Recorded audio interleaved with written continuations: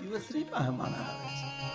તમને વખત મળ્યો હોય, ધારાસભ્ય બનો, તમે કોઈ સંસદ સભ્ય બનો, કોઈ તમે ઓફિસર બનો, તમારી પાસે પૈસાદાર તમે થાવ અને તમે મોતીલું પરોવી લ્યો ને, એ જ લાભ, બાકી કાંઈ લાભ નથી. એક કલેક્ટર રિટાયર થઈ ગયા સમજ્યા, પછી ગામને જાપે બેહે ખુરશી નાખીને, પછી ખેડૂત નીકળે બોલે અહીંયા આવો, એટલે કે ના ના ત્યાં હું આવી કરે,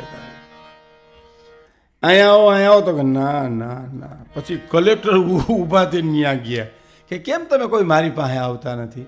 તો સાહેબ આવ્યા જેવું હતું તે દી કાંઈ કર્યું નહીં, હવે હું તારી પાસે આવીને કરે. એટલે વીજળીને ચમકારે મોતીડા પર્વો પાંડબાઈ નકર અચાનક થાય છે અંધારા. સમય આવે અને તમે મોતીડું ભરવી લ્યો તો જ બહુ મોટી વાત છે. એક શેઠની પાસે એક માગણ આવ્યો. શેઠ બાબા એક દસ્યું હોય તો દો ને, દસ્યું નથી વયો જાતો. શેઠ બાબા એક જૂનું લુગડું હોય તો દો ને, મને ટાઈટ બહુ હોય. લુગડું નથી તો વયો જા, દહયું નથી, લુગડું નથી, એ મને ભૂખ બહુ લાગી. શેઠ બાબા રોટલાનું બટકું હોય તો દો, રોટલો નથી, લુગડું નથી, વયો જા તું. માગણ કે તઈ તમે મારા વેરા હાલો, તમારી પાસે કાંઈ નથી, હું અઘોસરીમાં હલવાના છે. આવી જા ને મારા ફેરો, એકનું માગવું, બેયનું માગે, તારું માગીશ. એક માગણે શેઠને જઈને કીધું કે શેઠ બાપા કંઈક આપો ને રોટલો હોય તો, કે ઘરમાં કોઈ માણા નથી, કે તમે ઘડીક થઈ જાઓ શું વાંધો છે? હે તમે ઘડીક માણા થઈ જાઓ ને.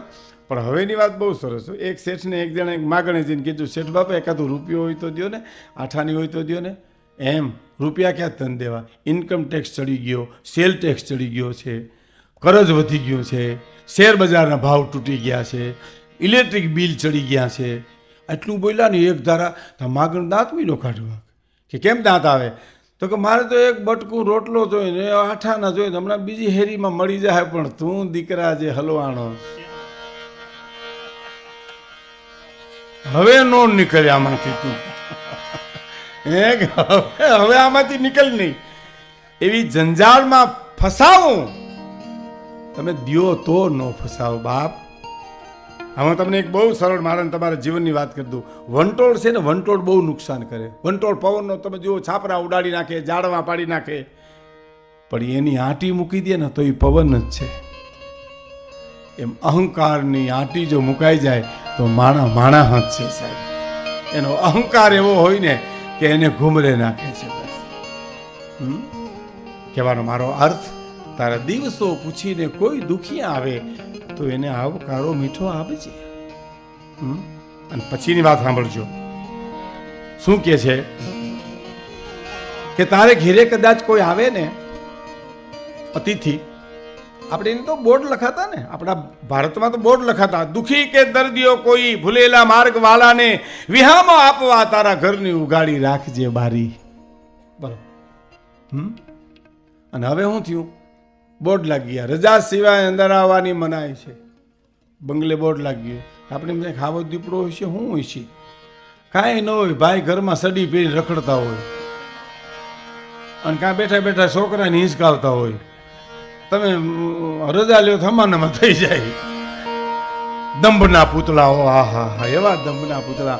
અમારા કવિ દાદની એક કવિતા છે ભાઈ સાહેબ, અમારા દાદની કવિતા છે કે ઠાકર મંદિરની ઝાલરે બાવની તોય હું વગાડવા જાતો. સ્વામીજી, ઠાકર મંદિરની ઝાલરે અંબાવ નહીં તોય હું વગાડવા જાતો. આજ એવડો મોટો બની ગયો છું કે મંદિરમાં નથી હમાતો. અને હાઉકલી કરી મારી માને બીવરાવતો, ખોટે ખોટો સંતાતો. મારી માં પાણીની હેલ ભરવા જાય, પાણી ભરીને હેલ આવે એટલે હું કમાડાડો હતાઈ જનો હાઉકલી કરું, મારી માં બે, એમાં મને મજા આવતી હતી દીકરો કે. અને આપણું એ ચિત્ર હતું ને. ખેર સમયનું કામ, પણ હરિપુરા ગામનો અટાણે તો વ્યવસ્થા થઈ ગઈ, પણ એક એવો સમય હશે કે પાણી હેડે બાયું પાણી ભરવા આવે.